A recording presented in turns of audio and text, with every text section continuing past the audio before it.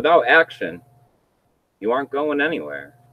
Hey, how's it going? Thanks for joining me for another episode of Bitcoin and Coffee. I'll be your host, Eugene Forrest. So what are we looking at today with these crazy cryptocurrency markets? Well, it looked like we're not really making too much movement right now. That's kind of a nice plus right now. We took a gain up. We're not slumping backwards. We're not looking at a big sea of red. But since it's Sunday, let's go ahead and do a little bit of a different episode. It's not always about the market. It's not always about that fiat price. Luckily, we got my son filling in for Samantha today in the chat. You want to say hi, you little Eugene? Hey, guys. And we have our good friend James here from the Crypto Type. He's going to be talking to us about EOS, and we're just going to be seeing what he's been up to lately, what's going on with him, maybe what some of his thoughts are. I know there's a lot of amazing dApps that are coming out on EOS, and that's definitely one of those things to be looking forward to in the future. You want to go ahead and screen share? Pull up one of those screen shares, and I guess we can take a quick look at the market cap here and see what's going on. Yeah, just go down the bottom. Oh, go ahead and hit refresh on that for me if you wouldn't mind, Eugene, because cryptocurrency, man, that stuff's changing every minute, it seems like. All right, as you can see, oh, leave it up at the top there so we can see the market cap.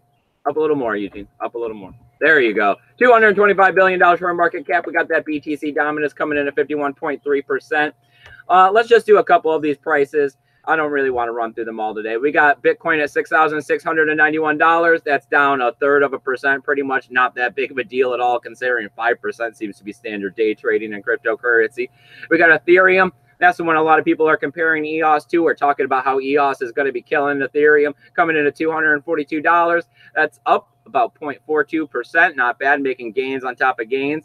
And let's just scroll down, Eugene, if you wouldn't mind, to EOS right there. Coming in right there, banging its head on $6 at $5.96, sliding backwards about 0.21%.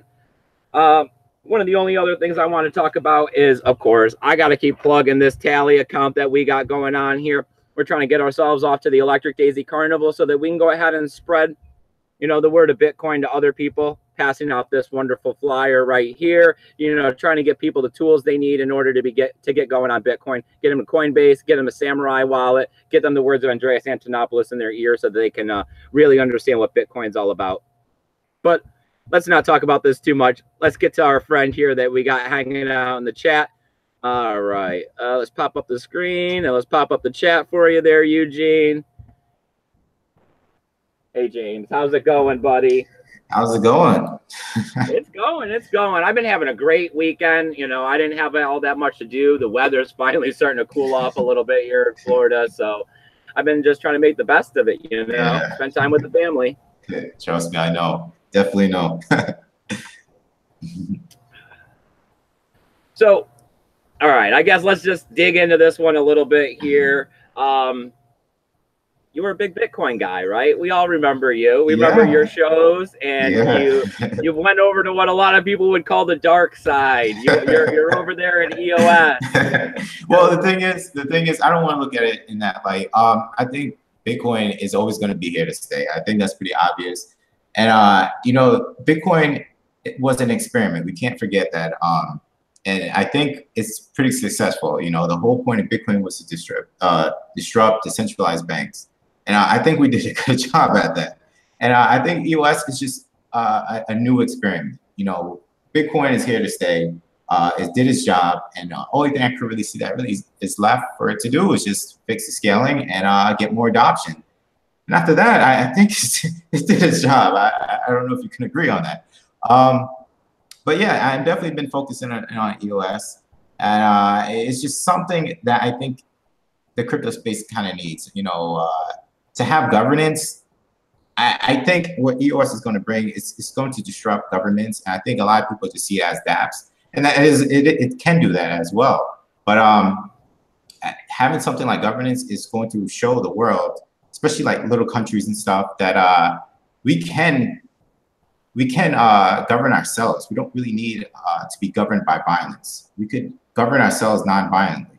And I think that's going to set a big precedence to the world that EOS is definitely going to be here to stay. And it's just my 2 cents on that. Right now it's very early on. So EOS is very hard to define because it's always changing and evolving, and it's not going to be one of those blockchains that kind of is cemented in. And you could just define it in one way. You know, I think over time it's going to evolve into more and different things. So that's just my 2 cents on that. Well, I've been, it seems like lately I've been thinking about these same things that you're talking about, is that, you know, life is always a matter of gray. Nothing's totally black, nothing's totally white. And as you're out there in this cryptocurrency space, it seems like centralized systems, custodianship, all of these things, they're going to play a part. You know, we're not just all of a sudden going to go from one day everybody using the dollar bill to the next day everybody, you know, on Lightning Network making transactions with Bitcoin, paying merchants, getting their paychecks in it. There's going to be a slow transitional period, and during that transitional period, I think some of these altcoins are going to have really good use cases. And like a lot of people thought that it was going to be Ethereum. They all started running the ICOs on it and everything. And it kind of, you know, it backlashed on them a little bit there. And now, you know, it seems like the public, you know, the main people in cryptocurrency, everyone's starting to look towards EOS. And they're starting to, you know, I don't wish nothing bad on any altcoins. I wouldn't want to see it come back, but it does seem like the public, sometimes they ramp these things up a little bit more than what they're supposed to be. But maybe we already seen this a little bit because we did see that EOS price get way up there to like $15. You know, we've seen it get back down there to $4. Maybe the little pump is over and we can actually start developing some stuff over there. Because like you were saying, you know, it is changing. And I know that they have a good governance system where, you know, the 21 block propagators and everybody gets to vote and everyone has their fair share based on how much EOS they have. But, you know, there's also all these dApps. You know, I was messing around with Tribe today. I went and got signed up with that. I had seen something where somebody else was talking about a different one. I don't remember what the letters were, but you could mine on, like it was a coin that was mineable, but it was supposed to help do the cancer. Boyd, I think you're talking about Boyd, where you could kind of like, it's kind of like mining in a way. You could mine, it's like your CPU power for your computer. You could delegate it, you could let it be used for, I guess, computers. I'm trying to get a gist of it myself because it's something new to me. I'm just like, it's just when you get in the US space, there's so much getting thrown at you. But your PC CPU power, you could donate it and you could get Bitcoin, Ethereum, EOS in return. It's a pretty cool project. It's something different. I haven't really got too much into it myself. I don't know. It seems like a lot of these new dApps and, you know, all of the stuff that seems to be coming out on EOS, they've also been seeing about, you know, what I would consider the next concept, and that's, you know, getting cryptocurrency, getting paid in cryptocurrency. Because, you know, it's one thing to have extra money and want to put it in the market, and not a lot of us have extra money, especially to put it in the market. But if you can go out there on a social media platform or on, you know, some sort of mining or some sort of staking or something, you know, these seem to be like the next generation of creating passive incomes towards, you know, our families. These turkeys are wanting in on the show, it seems like. but speaking of passive income, you're kind of right on that, because I don't know if most people know, but you can actually rent out. There's gonna be a way to rent out your EOS tokens, so that way you can receive passive income. You can rent out your CPU and your bandwidth.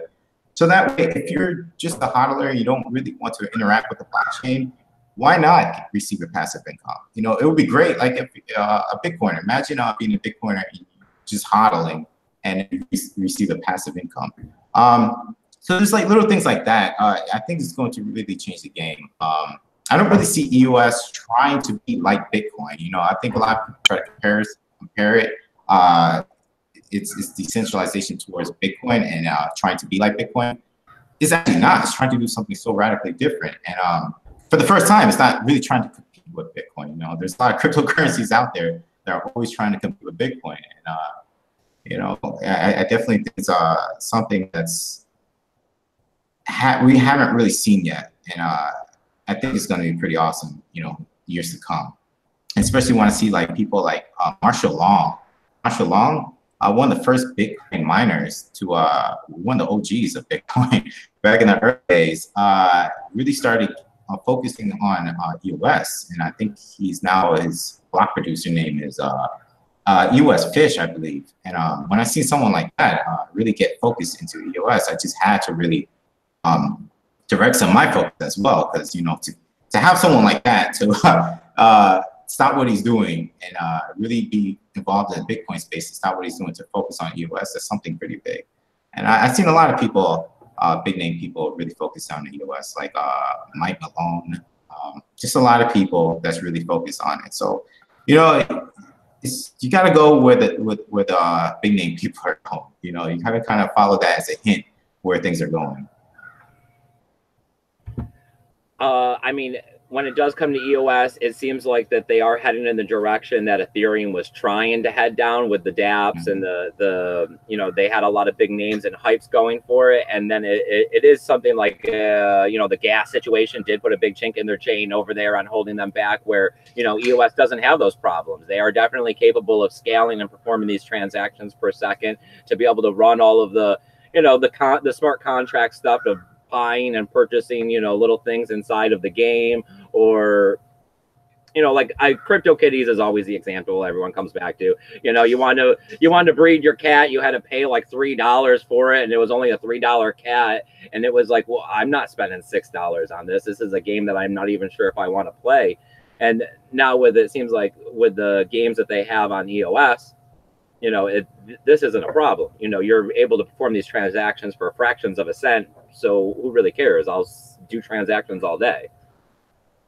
It's true. Like right now, for example, right now playing US Nights. It's called US Nights. It's the first, at least from what I know, the first decentralized game they could play on a smartphone. I've been in crypto space for some time now, and we never had this yet. So, you know, it might seem small now, but I see the bigger picture of where this is going. EOS has only been out for 3.5 months since its mainnet, and it's already producing stuff like this. I can only imagine what's going to happen later on. And like what you said with Tribe, I also got a Tribe account too. It's kind of like a Steam Mint, from what I'm understanding. I haven't really dove too much into Tribe, but it's. I dug into it today a little bit. Oh, sorry, I didn't mean to interrupt. I did dig into it a little bit today, though. I went and set up an account, and I started posting. The only thing I don't know if I necessarily like is that you have to submit your post for review, and it's their way of kind of preventing spamming, and you have to put up 50 tokens, and if they deem it spam, they go ahead and they keep your 50 tokens. But if it's not, you know, they pretty much post it. But I mean, it's been several hours already, and my posts still aren't up. So this review process seems to be quite lengthy, apparently, in order to get it done. You know, I could see that being, I know it's only the beginning, and it's going to take it a long time, like Steam took in the beginning. But, you know, they got to get these posts out there a little faster. Yeah. I mean, I've never made a post. I read posts, I like posts, but I'm not much of a blogger. But I don't know. I definitely have to check that out and see how long it really takes to actually make a post. But I mean, I'm kind of new to it myself. It's kind of a neat idea, you know. It kind of reminds me of Steam Mint a little bit. It's always great to get paid to post, but I got to dive a little bit deeper into that and play around with it a little bit. Yeah, I mean, it seems like the moving away from Facebook and Twitter and social media like that is definitely the way to be going. You want to start heading down these avenues of cryptocurrencies. You know, our social media involved with cryptocurrency that's going to get these content creators repaid instead of all these commercials that just make it almost impossible to actually want to pay attention to what's happening, you know, with your friends and everything as you go to look through these things. One of the next things I wanted to ask you about, though, is, you know, when it comes to these cryptocurrencies, storing it. How are you going about storing your EOS? Do you have like a scatter wallet, or how are? Yeah. What do you recommend? I recommend, honestly, just trying to store them and not ever really mess with them. Just go with the ledger. But I like to interact with it. It's so hard not to interact with EOS. I'm so used to kind of hodling, but then I find myself playing with it like the game. So I store a lot of it on a ledger, and I keep a little bit into a gray mass wallet. And I can still interact with the EOS blockchain and also keep my large portion safe and stuff like that. That's the best way of going about it. At least my way of doing it. Okay. So what do we got? Do we got anybody in the chat, Eugene, or, you know, just me and James sitting here talking about these magical internet monies? You know. Tech Lord said, "Hey." Paul Roulet said Paul hello. Rouleau? Yeah. Paul Rouleau's always here. We can always count on him. Hey, buddy, thanks for coming out here and supporting as you always do. Tech Lords, he's a great guy. He's always over on Twitter helping to share my feed. That's about it. That's about it? What are they talking about? Just saying, hey, what's up? Yeah, they're just saying hello. Paul, subscribe to Crypto Type. Okay. Yeah, that's you guys got to go over. You got to subscribe to them. Where can they find you? Are you on Twitter? Are you on Steemit? Are you? I mean, I'm on Steemit, but I'm not that active. I mean, mainly Telegram, YouTube, of course, but mainly YouTube. I'm usually on there active, making videos every now and then. And, yeah, I've checked out a couple of your last videos. Yeah. Yeah. But one thing I kind of want to say, I know a lot of people think of EOS as a coin like Bitcoin and or Monero as a token of transfer of wealth. I try not to think of that as a coin. It's more or less a real estate. Just like I said before, you could rent out your EOS. It's almost like the more EOS you hold, the more acres of land you hold. And later on down the road, you could rent it out and not even have to sell your EOS or trade your EOS. You're just renting it out and receiving more. So I like to look at it in that aspect, not really as currency like Bitcoin. It's more property in a way. Right, like allowing someone, like having property actually, and putting you still own your property, but you can rent it out either, for somebody to dwell on or even just for something simple like storage. You still ultimately own your property at the end of the day, but you can make passive income as we continue to talk about around here. I mean, this is the way to start going towards the future. You don't want to live paycheck to paycheck. You got to start being able to add to that paycheck. So Sure. You only got so many hours in a day. You're never going to get rich selling your time. It's true. It's definitely true. Yeah. So what else have you been noticing out here in the space? I mean, I know that we've already talked about a couple of the dApps or whatever that are on EOS, but you're liking the Knights game. You've been playing that one, you said, on your smart cell phone.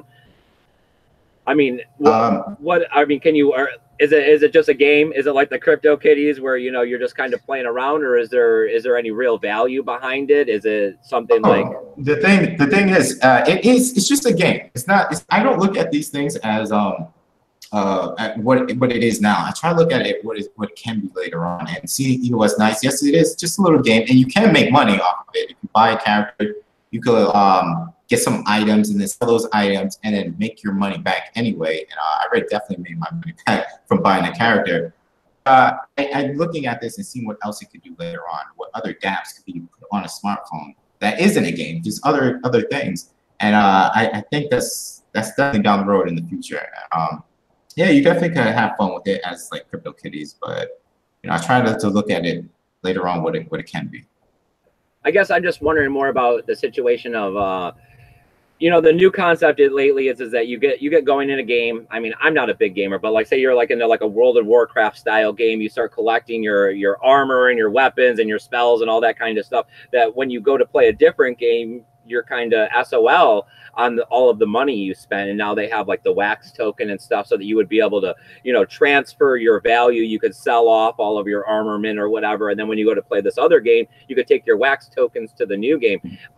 Is this something that we're also seeing in EOS? I mean, Are they developing a rich atmosphere here where it's all staying within the community instead of seeing multiple coins to do these different things and altcoin land? That's the thing. That's also the thing about this, because like I am a gamer, and there are some PC games that you get really involved in and get really involved in the community, and the developers just kind of leave, and at the end of the game, and then all your time, your energy into the game kind of just goes to zero. With this, if something like that were to happen, another game could honor those swords or whatnot that you earned from another game and just cross it over if they choose to. So you didn't just waste your time and your money and your resources to obtain those items in the game. You could just transfer it over if the developer acknowledges it. Yeah, I definitely could see all that happening, and it's definitely going to be a game changer. I don't think we can all. I can't even, I've been here for a while in the EOS space, and my mind can't even wrap my mind around what this thing is going to do. It's very hard. I just have to look at it from what it is today and try to imagine what it can be tomorrow. And even that is hard because this thing changes so much and grows so fast that it gets hard sometimes. I mean, you know, I've been trying to dig into EOS here, especially over the last couple of days, knowing that you were coming on, so that I wouldn't come out here and sound like a fool, and kind of knew a little bit about what I was talking about. And it did really seem like, you know, that they waived some of the things that Bitcoin, you know, has, and they went with a little bit more of a centralized system. And with this centralized system, it's opening up a lot more possibilities to be able to help expedite, it seems like to me, the development of this cryptocurrency and get it injected into the mainstream, you know, without so much pushback, because they're capable of performing, you know, the actions quickly. The inner user faces are getting developed quickly. They're able to bring over the developers from Ethereum and all of these other cryptocurrencies and get them on theirs by giving them the benefit of, you know, fast, easy transaction, easy scaling. You okay, Eugene? Are you joking over there? I'm all right. I told you to bring a drink. But you know, a lot of people are saying that this is going to be bad. You know, that down the road, the centralization is going to be the same exact thing that we're looking at with our current government structure. But hey, in the beginning, America did great. You know, voting and having, you know, the right to vote did build what we have today. So I can't necessarily down EOS. I mean, I'm not running out and going to go buy a whole bunch of it, but I do see the potential for its development to help the cryptocurrency space gain mass adoption. And I can see a lot of good things coming out of this project as we move down the pipeline.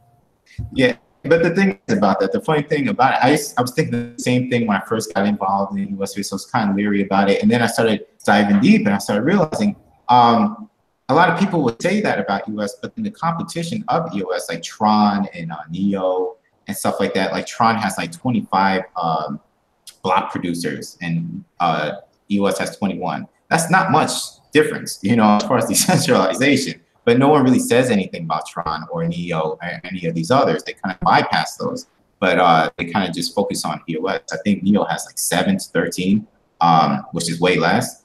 So yeah, it's probably not as focused. Like I said, it's not really trying to be like Bitcoin in that aspect. We're gonna need. I think it's not gonna be a one-size-fits-all crypto space. You know, not everything's gonna have to work like Bitcoin. You know, to have something like work like Ethereum, where I don't know if you know about the parity attack, where a whole bunch of money has been locked up in Ethereum because I guess something went wrong with one of their dApps. Now, to see something like Amazon trying to port to Ethereum, I don't see that happening because of incidents like that. If something were to happen, Amazon were to port to Ethereum, and like that, the parity attack were to happen, I can't see a big enterprise business doing that. You know, something like EOS where it's flexible, I can see something like that happening. You know, I guess time will tell, but you know, certain things gotta, you know, change with the whole Ethereum aspect, you know, as far as if your funds get locked up, there's absolutely nothing to do. Big businesses aren't really gonna go to that. I mean, I see both sides of the coins when it comes to this one. I do see what you're saying, and I agree very much that, you know, having a centralized system to be able to fix the problems, it goes really well with what we already have, you know, so that these people, you know, the financial mechanisms we have, the way that people are thinking now about going to the bank, it'll be an easier transition for them into like an EOS atmosphere of, you know, currency and finances. But I still see ultimately, you know, down the road, what we do want to do is we want to move to these decentralized systems. And I do see that EOS, you know, not having the decentralization that we would like to have in a currency. But, you know, as far as like you're saying, it's not currency, as like how Ethereum is not supposed to be currency, even though it kind of gets used as currency. But for the development of these dApps and programs and as a platform, you know, nothing wrong with some centralization there. It's just when it comes down to value. So as long as people don't start making that confusion like people made with Ethereum. And, you know, a lot of people, you know, Ethereum is supposed to be gas. It's supposed to be to run the smart contract. But if you go out and you ask a lot of people, they call it Bitcoin. It's the same thing. They see it as a store of value. They see it saying, oh, it needs to go back to that $1,000. Because the thing is, it can't really be used for anything. Ethereum, there's, besides ICOs, it's kind of slow, so there's nothing else for it to be used for. So I guess people start to use it as, I guess, currency, and that was not the intended use case. I don't know how that happened, but yeah, I mean, you know, I guess time will tell with all these things. Like I said, Ethereum still says they're going to scale, but we don't know when that's going to happen exactly. I see a lot of their dApps leaving Ethereum to head over to EOS, like a decent amount. Like I said, EOS is only 3.5 months since the blockchain, and already there's a bunch of dApps leaving. I don't know when they're going to fix their scaling problem, if it's either 2019, 2020. And it's something that's drastic. It needs to be fixed. You know, I know Bitcoin has its scaling problems, but it's not as drastic as Ethereum. There's actually being built on that required fast speeds, and if you can't move fast, then dApp developers are going to move to something else that can perform. That's exactly what's happening now. So yeah, you know. What do you think about the hacks that have been happening on the backsides of these gambling sites? Like, I think it was EOS.io, and there was a couple of them. I mean, the main thing I noticed is they weren't for millions of dollars, which is the standard. It was like, you know, 600,000 or something, or 60,000. It was like, oh well, they didn't really get all that much.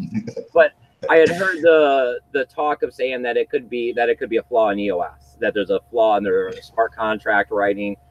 Just FUD to you, or? No, the thing is, hey, hats off to the guy.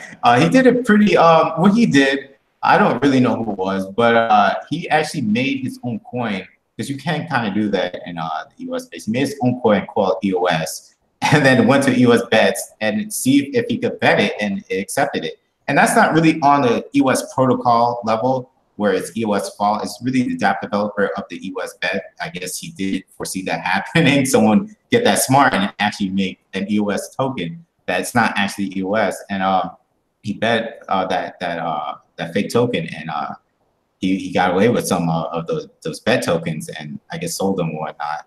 But that's not really the fault of EOS protocol, and things like that could get fixed just by the dApp level. That's the unique thing about EOS. It's not like Ethereum where it has to have a hard fork in order to fix a big major issue. It could pause that one dApp and let that dApp fix itself and then continue on if need be. It's not like something major critical. The whole blockchain has to shut down, and just for that one dApp. You know, that's why it's kind of like, you know, it happened, but it's not as drastic as something happening like that happening on Ethereum. I mean, I do see what you're saying, that it's not their fault, and it is a big plus that they're able to, you know, if something bad did happen, you know, like how the DAO had to, or Ethereum had to have the hard fork with the DAO, and we got Ethereum Classic out of it. How you were talking about the parity wallets, which have the multi-signature problem because the library was erased and they got millions of dollars locked up in that. You're right. You know, the centralized system will fix those kinds of problems. It will give people the security they need if there is going to be, not that it is money, but if you have money invested in these projects in order to help get them up off the ground, you still don't want to take any chances. Yeah. But well, I mean, if you guys in the chat got anything, please go ahead, you know, start writing up some questions. I'll answer them. James will probably be more than happy to answer any questions you guys have. Of course, you know, one of the main things we do here at Bitcoin and Coffee is that we try to keep the show very interactive. We want to talk with you guys. You know, you guys are the reason that we're all out here performing these YouTube videos. I mean, you know, James is out here trying to talk about EOS because he's excited about it. And I mean, that's why I want you guys to go over there and subscribe to it. As I'm always saying, we have to keep our, you know, our eyesight on the horizon. There is always new cryptocurrency projects coming out. You never know what's going to make you a little money. You never know what you want to get holding into for the long term. And EOS, it is a bright project. They have been talking about it big time since the beginning and the raising of the $4 billion. I mean, all the way up to the $15 pump. And I mean, now we're seeing all the dApp developers running over there. So, I mean, and the airdrops, crazy amounts of airdrops all over the place.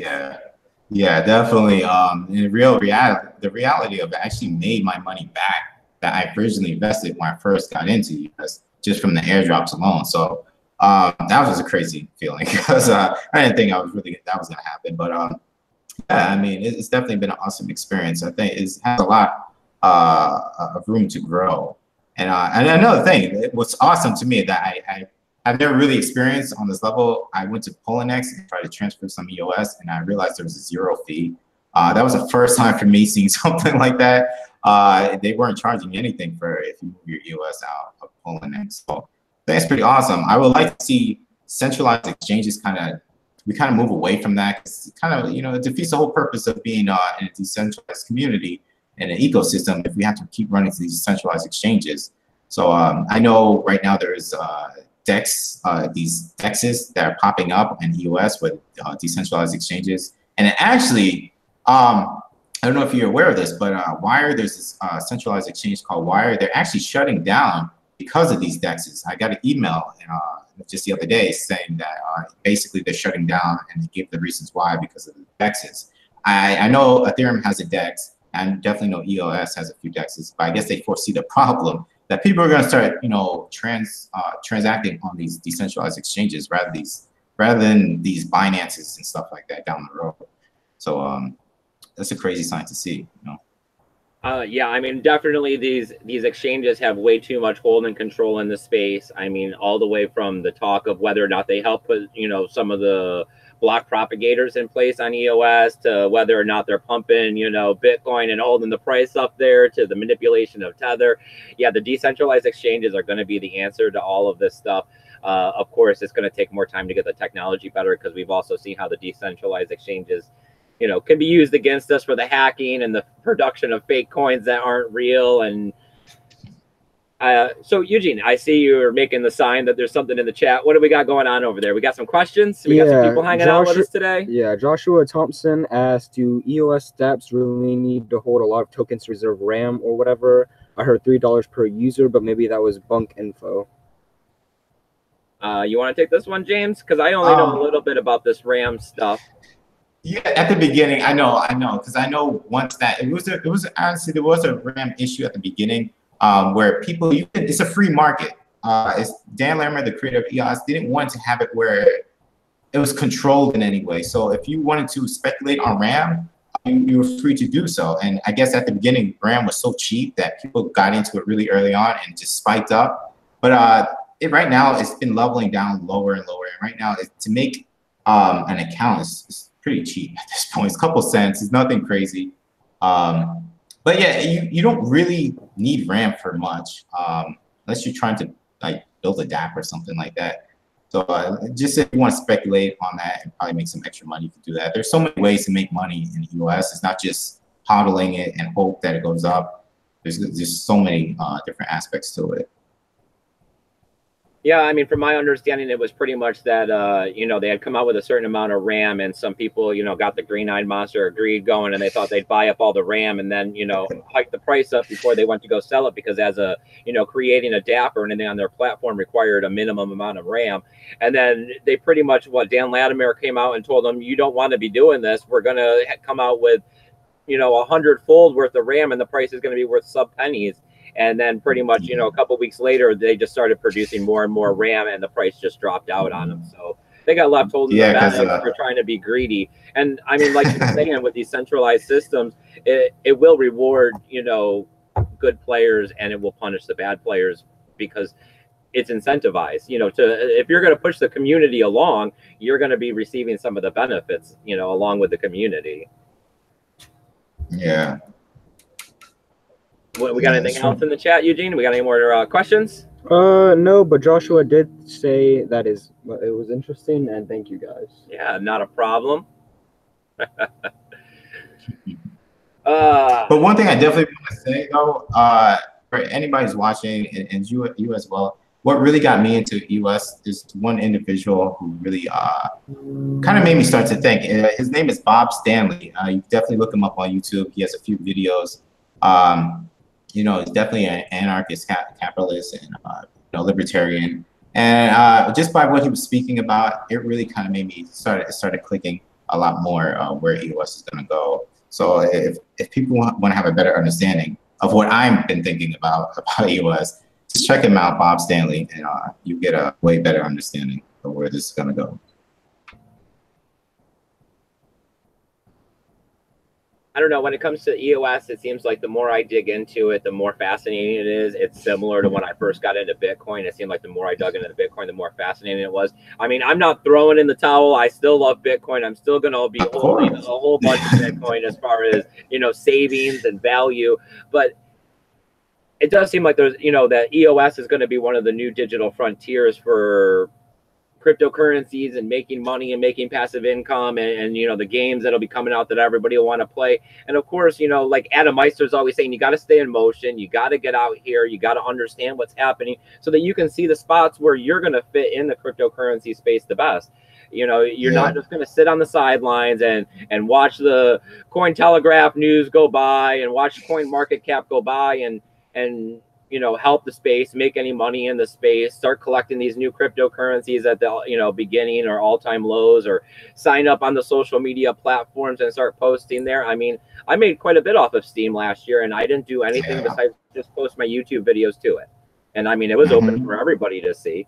And I mean, I'm still out there. I'm posting to mines. I mean, I maybe made 50 tokens. I'm not even sure what they're worth. It's probably nothing, but I'm not going to stop posting over there because you never know what these social media platforms could be.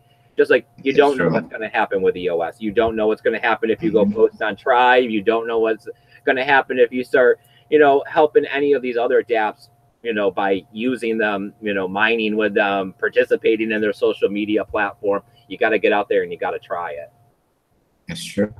You know, another thing about social media, Steam, it kind of works on the same level as EOS. Just EOS is like way out there as far as what they're trying to do. But as far as Steam, it's delegated proof of stake, and so is EOS. They both run the same way. And you know, Steam has been working pretty well so far. You know, I don't know too much about Steam, the back end of it. I know it has block producers as well. And I think it's almost the same amount, if I'm not mistaken. Like I said, I don't know too much about the back end of Steemit, but examples of EOS have been around for a while. Like I said, with Steemit, BitShares, stuff like that. So it's where we're trying to go with EOS is to a whole new level. But delegated proof of stake has been around for a while, and Tron is leaving from proof of stake to delegated proof of stake, and they're, I guess, in a way, somewhat trying to compete with EOS, but it's just crazy to see them leave from proof of stake to delegated proof of stake, same thing as EOS. So that kind of is an indicator where it might be going. These markets, type of markets might be going if competing cryptos are starting to follow EOS. So what do you know about what's going on like right now in EOS? I heard that there was a hackathon going on in London that they were working on privacy. Did you hear about that one? Yeah, that I wish I could have gone to that. I think everybody really wishes they could. There's so much great things going on there. It's just like the level of brains going on over there. Right now it's in London. I think it's sold out right now. But yeah, you know, they're gonna have. They usually announce a few things, some new dApps that developers are working on.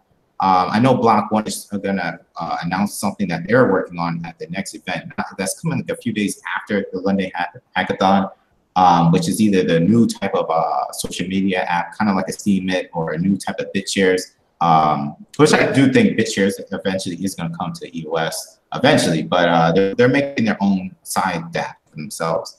Well, not for themselves, but by themselves for the community. But other smaller dApp developers can make anything. And I think those type of developers are at the hackathon, you know, meeting each other and networking with each other there. I think I had heard that their next big conference was going to be like November 12th in San Francisco, and that they were supposed to be having a different kind of conference where there wasn't actually going to be speakers or something. It was going to be like everybody's just kind of mingling in a big room to be able to talk with each other freely. Yeah, they usually do that. Yeah, and it was going to be more of a talk of scaling. And I think I even noticed a price, because I've noticed that, like, I had thought about going to some BTC conferences lately, and price blows right out of the water. Forget all about it. You want $1,000 for me to get in? I'm not going. So it was like, I think it was like $90 for an early bird special, and I think even if you bought it at the door, it was under $150 or $200 or something. So I mean, it was a reasonably priced, you know, conference, and I thought that was a big plus, because, you know, when they start charging those outrageous prices, you're not going to get, you know, you're only going to get the big business people that are in there looking to make more money out of the situation.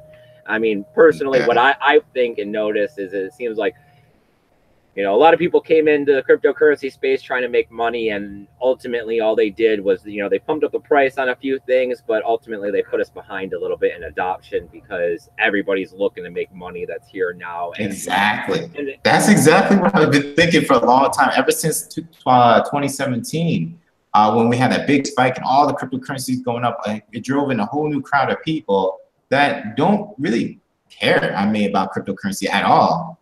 You could tell where Ripple is going. Everyone is making videos about Ripple and Stellar. I'm like, oh my God. Not even trying to be decentralized at all. I mean, it kind of kills me. But yeah, you know, I definitely noticed the influx of new people. And I think it's our job to try to teach them what, you know, crypto is really all about. It's not really just about making gains, which is great, but having decentralization, like for Bitcoin, is taking down decentralized banks, having your own financial power.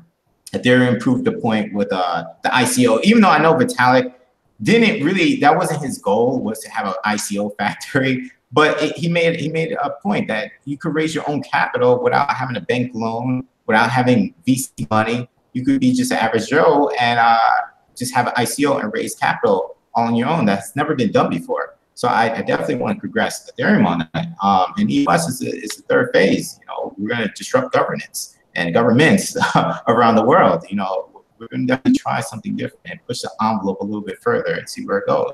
You know, we don't know. We're going to have to experiment. You know, it's not guaranteed, but we're going to see what happens.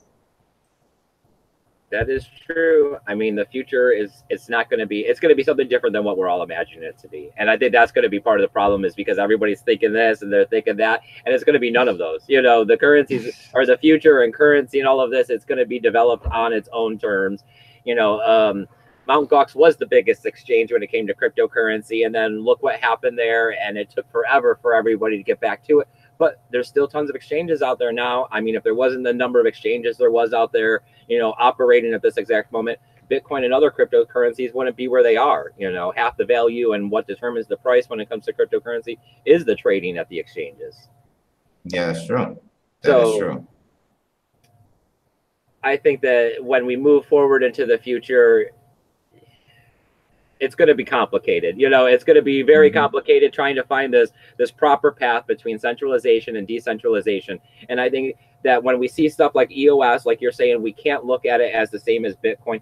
Cryptocurrencies, you know, they're getting all classified as cryptocurrencies, and there's ones that are valued, there are ones that are representing a platform, and then there's another one which are being used as just a token, you know, to be able to, like Dogecoin or something. Like, I mean, there's a little bit of value in it, but nobody really sees it like that. They see it a lot more of, you know, as a tipping mechanism, or, you know, half as a joke.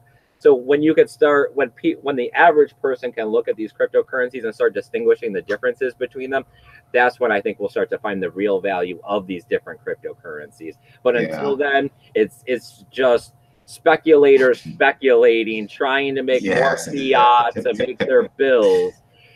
And it's not really, because, I mean, somebody who's really believes in a project, they're willing to give their own money, they're willing to give their own time, they're willing to give of themselves, because it's something you're passionate about. You know, you're here trying to make a better future, a better existence for your children and family and the world and all of that kind of stuff.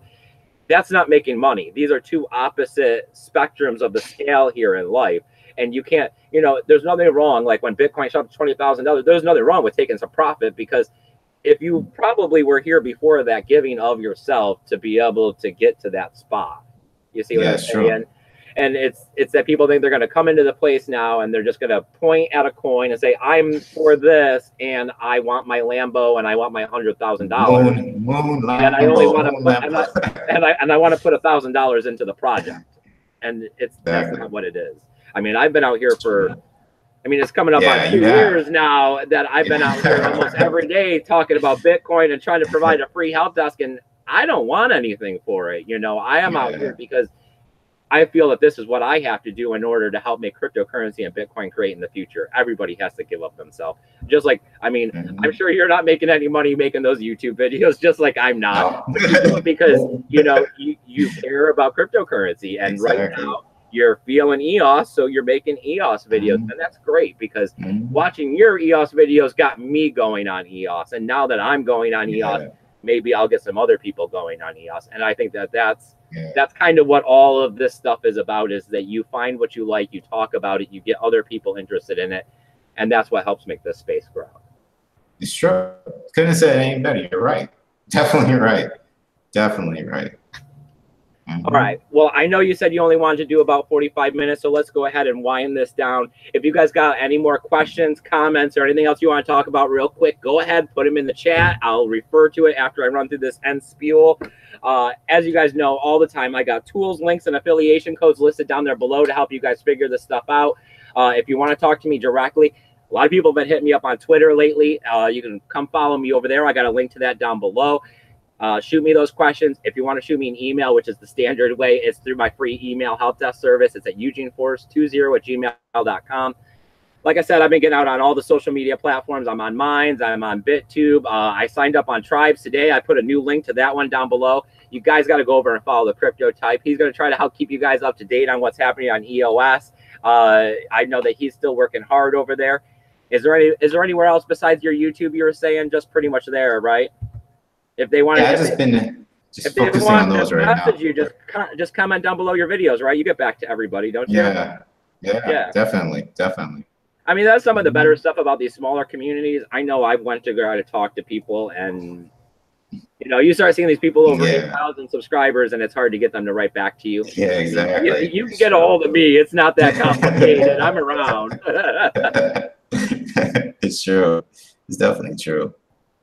But yeah, I mean, one more thing I do want to say though, it's a really cool DApp, because you brought up the DApp thing, and it's a really cool DApp that's coming up. Is augmented reality.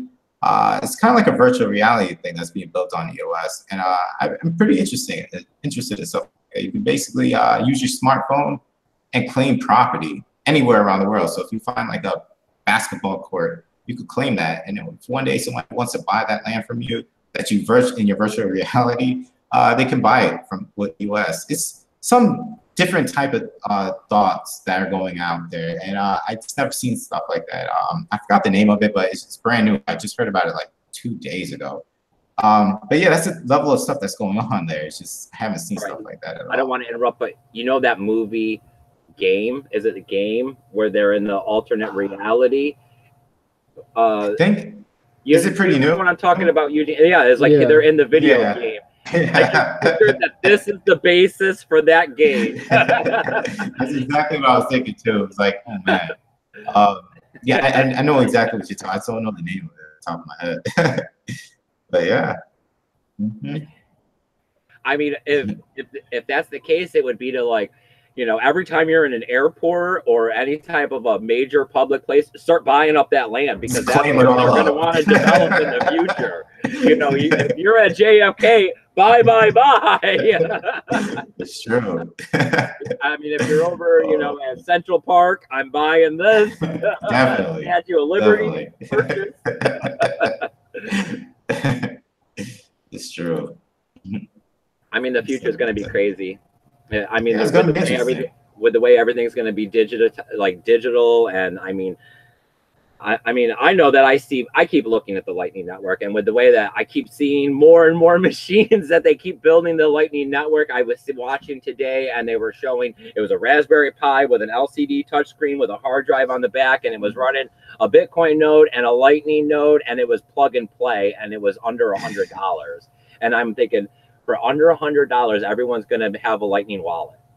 I mean, everyone's going to be running a Bitcoin node. I mean, how can you imagine what the future is going to be? I mean, it's going to be crazy. I've seen everything under the sun can be plugged into this stuff. I mean, it's mind-blowing. like what we see today is going to be so different. Like you said, it's going to be so different a year from now. Like everything, like I try to imagine what it's going to be like a year from now today. And I know it's not going to be that, with all these cryptocurrencies.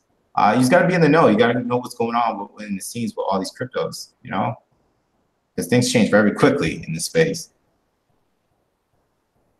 I mean, it's come a long way since when we started off. I'm just waiting to see. I remember when I got into the space, I started the channel because I couldn't find anybody in the real world that I could look at face to face that actually knew what Bitcoin was.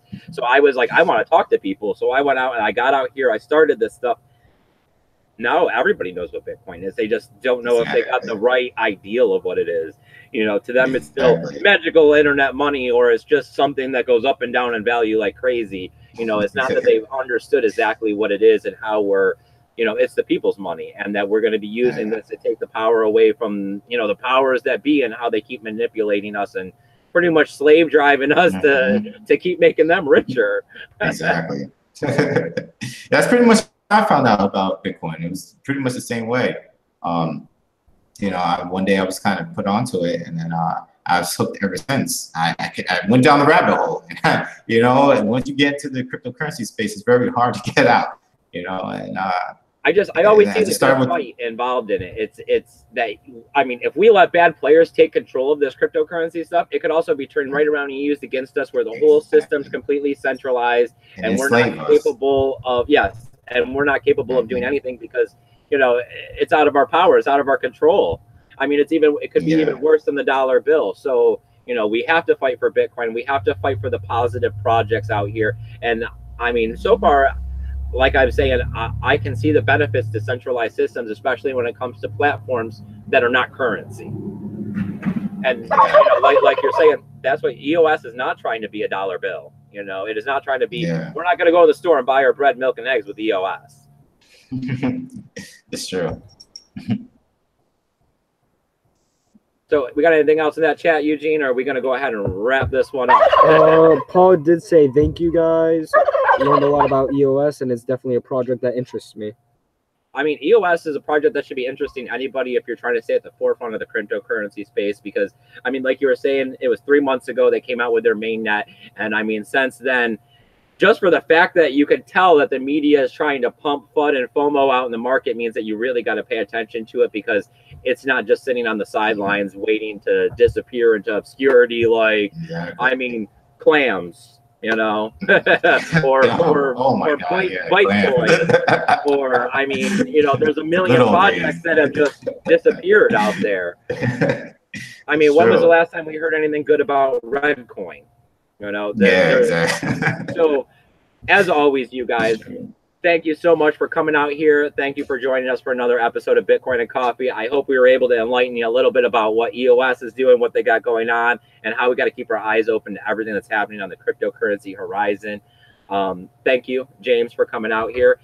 Please, you guys, go over, subscribe to his channel. I'm sure it'll do you guys some benefits to at least keep an eye on EOS, even if it's not your favorite coin. I'm really happy you came out here. I'm glad somebody showed up today. You guys all seen how Sarah didn't make it yesterday. I talked to her on Twitter, and she said that she doesn't know what happened. She went and clicked the link, and apparently it was saying that she was the only one in the chat. So maybe I'll try to hook back up with her and make that happen again. I seen I watched the video, and I didn't see her. I only heard her voice and stuff like that. I mean, she came out pretty quick. I see that was part of the reason why I was asking her to come out here, is I didn't know a whole lot. I know that she's supposed to be a subsidiary channel of the Altcoin Buzz. She's supposed to be trying to help promote women in the market, I guess. And I know that I had seen her go from like 1,000 subscribers to 5,000 subscribers in like 2.5 or 3 weeks. And I was like, whoa, I've been doing this for 2 years and I ain't made that kind of subscribers. I'm going to try to talk to her and see what's going on here. The turkeys are even excited about that one. All right, you guys, I really appreciate you guys coming out here. I appreciate you guys taking the time to come and have a cup of coffee with me.